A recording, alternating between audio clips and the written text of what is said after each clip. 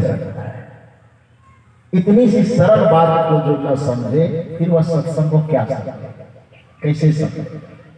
कबीर साहब कहते बंदे कर ले आप निवेरा, एक बंधन में पड़े हुए लोग, बंधन में पड़े हुए मनुष्य निवेरा करो, निवारण कर लो, इसका निराकरण कर लो। किन किन चीज में हम बंधे हुए, हमारी आंख रूप में बंधी हुई है, हमारा कान शब्द में बंधा हुआ है, हमारी जीभ स्वाद में बंधे हुए है, हमारी त्वचा स्पर्श में बंधा हुआ है। जितनी ज्ञानेंद्रियां कर्मेंद्रियां हैं कहीं न कहीं वो उलझा हुआ है। उन चीजों से हमें छूटना है। कोई व्यक्ति इन सारे चीजों से छूट करके आ भी जाए, गुरु के शरण में आता है, दीक्षा लेने के वक्त में ही गुरु जी संकल्प करवाते हैं कि नशा दुर्व्यसन न करना, चोरी न करना, हिंसा न करना, व्यभिचार न, पंच पापों से बचो। इसको महर्षि नहीं बाबा ने अपने शब्दों में बड़ा सुंदर ढंग से सजाया है कि सत्संग नित्य और ध्यान नित्य रहिए करत संलग्न हो, व्यभिचार, चोरी, नशा, हिंसा, झूठ तजना चाहिए।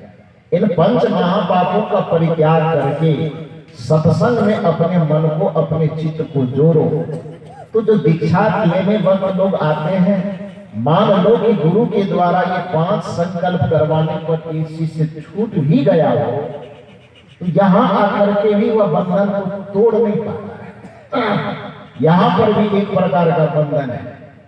वहां सांसारिक रूपों से तो वह छूट करके आ जाता है, और अध्यात्म में जो रूपों का भरमार है 33 कोटि देवता देवी भक्त, कर्मकांड, यज्ञ, हवन, पूजा पाठ इत्यादि।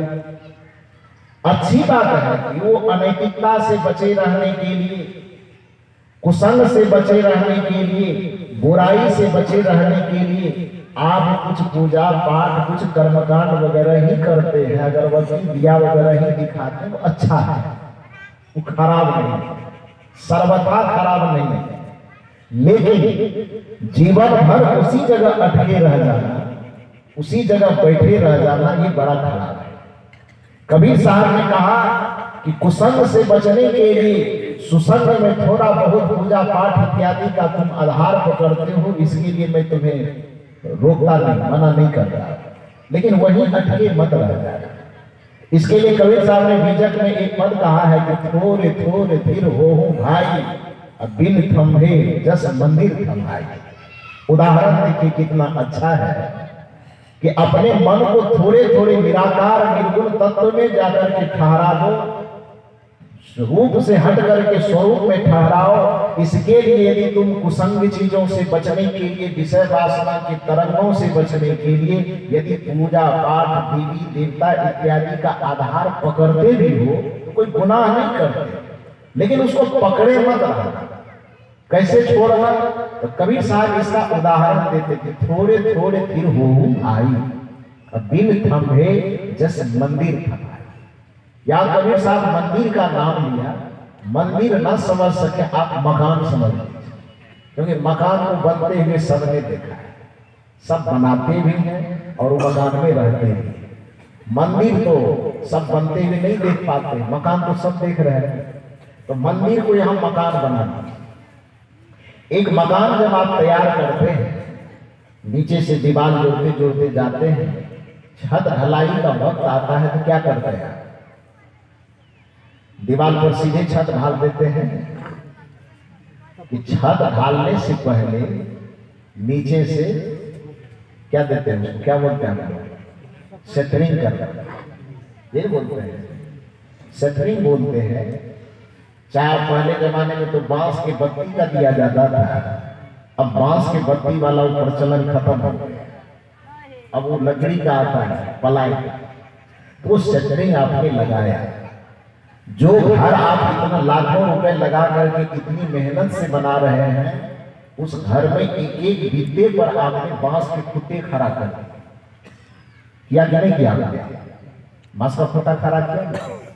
वो घर बनाए थे अपने लिए कि बांस की खुट्टा को रहने के?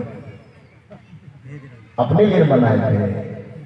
लेकिन बांस का खूंटा यदि आपने उसमें खड़ा कर दिया है तो शौक से किया है कि मजबूरी में? अरे बोलिए बढ़िया से, हम प्रवचन ऐसे नहीं करते सुस्ता कर। ऐसा ना हो कि आपको लगे कि स्मशान घाट में बैठने आए हैं।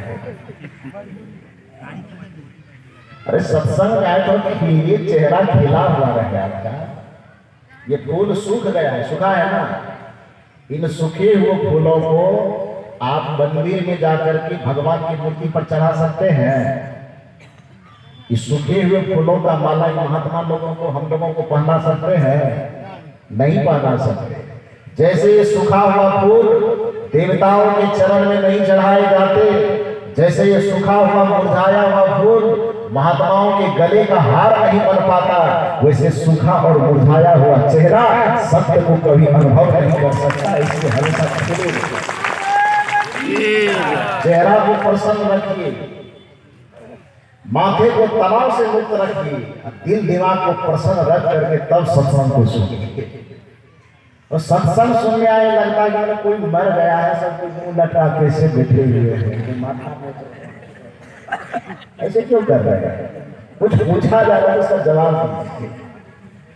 मैं ये पूछ रहा हूं कि आपने मकान बनाया लाखों रुपए फंसा करके, तो वो मकान आपने खूंटा डालने के लिए बनाया था क्या?